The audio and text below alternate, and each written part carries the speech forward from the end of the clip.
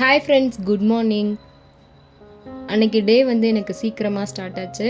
ஏன்னா சித்ரா பௌர்ணமி, அதனால் சீக்கிரமே எழுந்திரிச்சு ரெஃப்ரெஷ் ஆகிட்டு விளக்கெல்லாம் போட்டு சாம்பிராணி இதெல்லாம் போட்டு அப்படியே வீடே வந்து ப்ளசண்ட்டாக இருந்தது.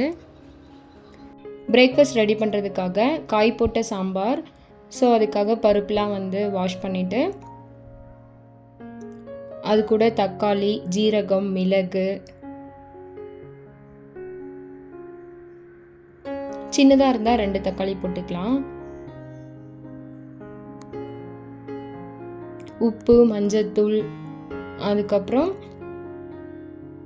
சின்ன வெங்காயம் வந்து ஒரு கைப்பிடி போட்டு ஒரு 3 விசில் விட்டு எடுத்துக்கணும்.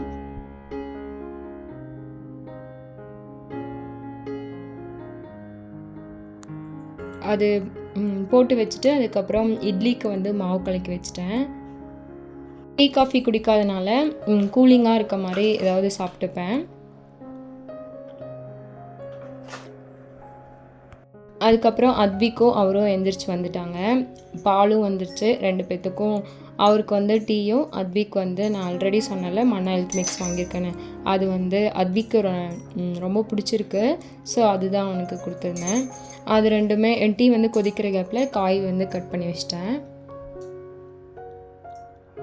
நான் பண்ணவே அப்படியே அந்த காய் கட் பண்ணது, வெங்காயம் உளிச்சது அதெல்லாம் க்ளீன் பண்ணிகிட்டே தான் பண்ணுவேன். அப்போ தான் ஓரளவுக்கு கிச்சன் வந்து க்ளீனாக மெயின்டைன் பண்ண முடியும்.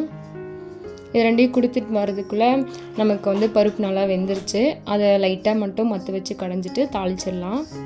தாளிக்கிறதுக்கு எண்ணெய், கடுகு, ஜீரகம், பூண்டு, வரமிளகா.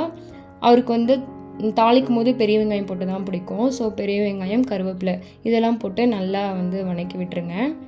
வணங்கினதுக்கப்புறம் நம்ம என்னென்ன பருப்பில் போடுற காய் எல்லாமே போட்டுக்கலாம். நான் அன்றைக்கி முள்ளங்கி, கத்திரிக்காய், அவரைக்காய் இதெல்லாம் போட்டிருந்தேன். அதுக்கும் உப்பு போட்டு நல்லா வணக்கிட்டு 1 ஸ்பூன் மிளகாத்தூள், சாம்பார் பொடி போட்டு கொஞ்சம் நேரம் மூடி வச்சு வேக வச்சிடலாம்.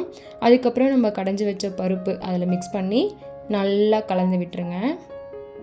இந்த ஸ்டேஜ்லேயே உப்பு காரம் செக் பண்ணிவிட்டு குழம்புக்கு தேவையான தண்ணியும் ஊற்றி விட்டுருங்க. நல்லா கொதி வந்ததுக்கப்புறம் புளி வந்து கரைச்சி ஊற்றிடலாம். சைட் பையில் நான் இட்லியும் ஊற்றி வச்சிட்டேன்.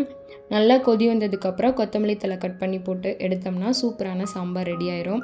அடுத்தது என்ன, நல்லா புசுன்னு இட்லியும் ரெடி ஆயிடுச்சு. அது கூட சாம்பார் ஊற்றி சூப்பராக பிரேக்ஃபாஸ்ட் முடிஞ்சது.